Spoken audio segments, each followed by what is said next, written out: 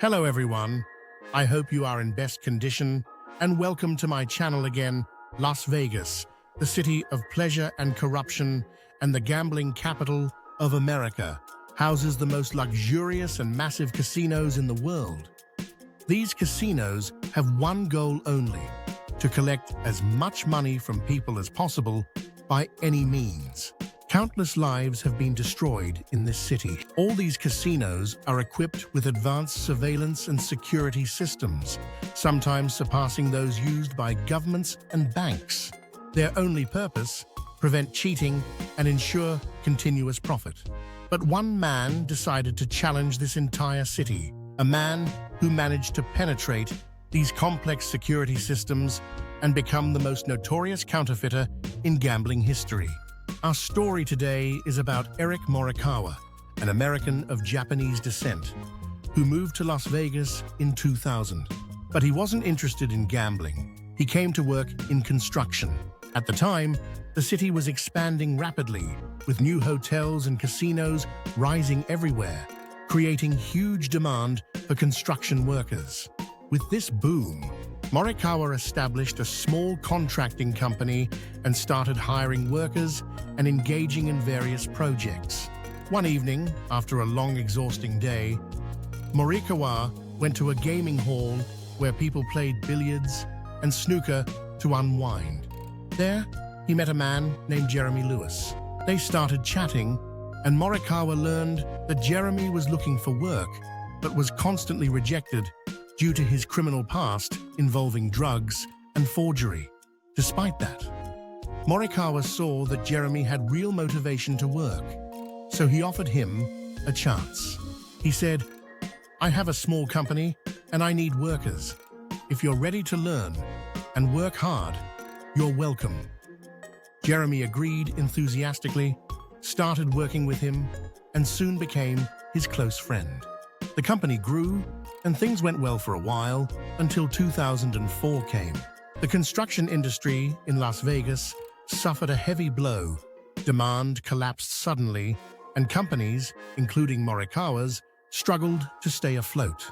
They resorted to loans and took on remote jobs just to survive. One day, while driving after work, Mericau and Jeremy noticed a large billboard for a famous casino that read, "Are you ready for a big win?" Beside it was an image of a poker chip worth $5,000. These chips are the currency used inside casinos and are exchanged for real money. Mericau turned to Jeremy and asked, "Do you think it's hard to make one of these chips?"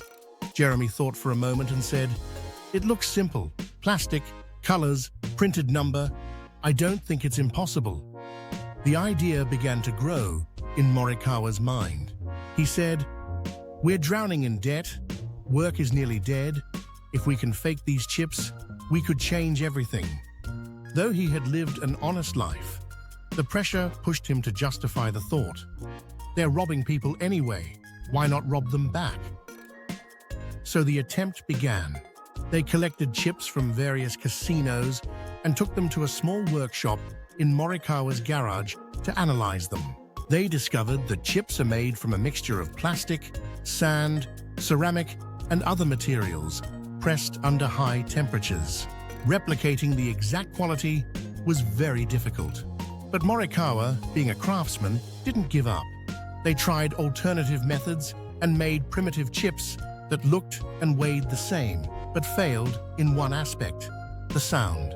Real chips make a distinct clinking sound when dropped, while the fake ones sounded heavier and dull. After several failed attempts, Mericau had a brilliant idea. Why not take genuine $1 chips and turn them into $100 chips? The material, weight, and size are the same. The only difference is the color and number. They started experimenting by removing the center sticker with the denomination using boiling water, which loosened the glue without damaging the chip. It worked. Now they had authentic blank chips. Next came the painting.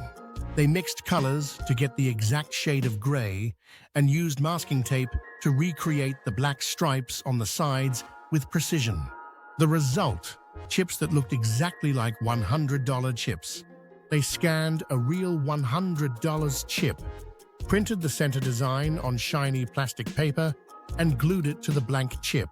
They didn't forget the security details either. Using a UV reactive pen, they drew the hidden magician's hat symbol seen only under ultraviolet light. With 3 chips ready, they decided to test them.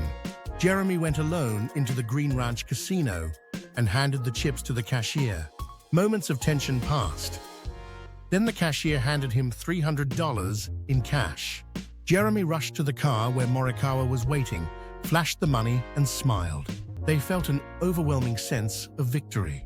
The success encouraged them to make more, producing new chips every 10 minutes. They didn't stick to one casino either. They studied and replicated chips from 8 different major casinos in Las Vegas, using new paints and trying different methods to match each design. To avoid suspicion, they used the chips in actual games before cashing out, appearing as regular gamblers. The operation ran smoothly. Money flowed. Morikawa began spending lavishly on his family. His wife noticed the sudden improvement in their lifestyle, but he claimed it was due to major contracts won by his company. Jeremy, on the other hand, drowned in corruption, renting luxury suites, throwing wild parties, and indulging in drugs and women. Then came his biggest mistake. He told a girl everything. That girl started blackmailing them, demanding huge amounts of money. Morikawa tried to calm the situation, paying her $10,000, but she returned, demanding more. When he refused, she sought revenge and reported them. And that was the beginning of the end. On the morning of April 1st, 2005, Morikawa was at home when a well-dressed man knocked on his door saying, "Sorry to bother you, but my son was playing with his friends, and they accidentally threw their ball into your backyard. Could you get it for us?" Smiling, Morikawa replied, "Of course, just a moment." What he didn't know was that the man was an undercover agent. As Morikawa turned his back, the agent arrested him, and dozens of other agents stormed the house, seizing his entire setup. The raid was conducted by the Nevada Gaming Control Board, a government agency dedicated to overseeing all gambling activities in the state.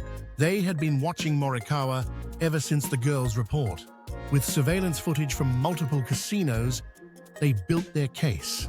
Morikawa was taken into custody with a massive bail set at $5 million, a shocking amount even for hardened criminals. Jeremy remained behind bars due to his record.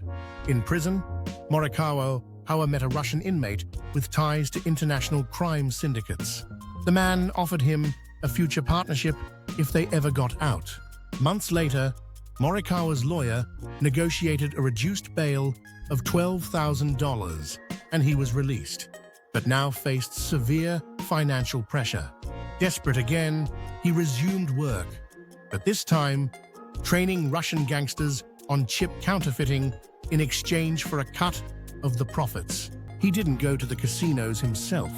The Russians handled everything, but they lacked his finesse, and their forgery was eventually spotted by a casino employee who noticed a slight color mismatch.